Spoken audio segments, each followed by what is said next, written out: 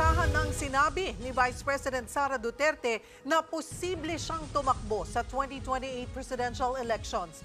Para sa isang kaalyado ng mga Duterte, patunay ang peace rally ng Iglesia ni Cristo sa dami ng mga sumusuporta kay VP Sara. Nasa frontline ng balitang yan, si Camille Samonte.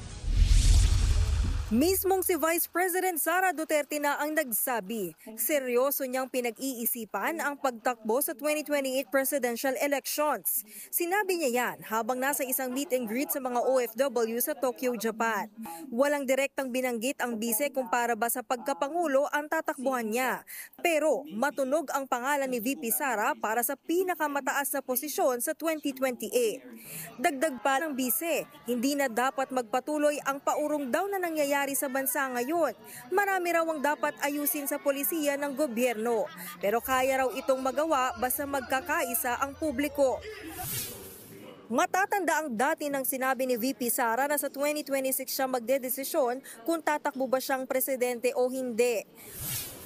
Para naman kay dating Presidential Legal Counsel Attorney Salvador Panelo, siguradong maraming susuporta sa bise kung ituloy niya ang pagtakbo. Patunay raw dyan ang dami ng tao na nagpunta sa peace rally ng Iglesia ni Cristo kahapon.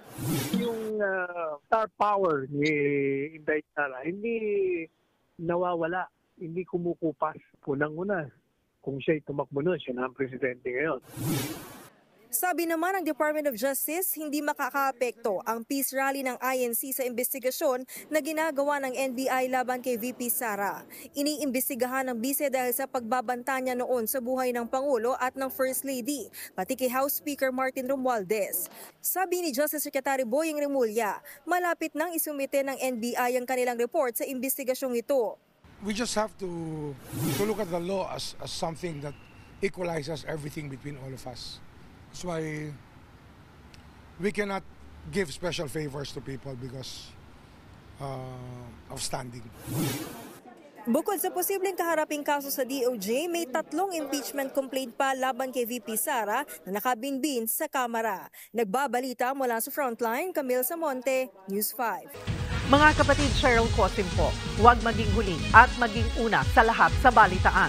Para sa tuloy-tuloy na talakayan sa Frontline, mag-follow at mag-subscribe sa social media pages ng News 5.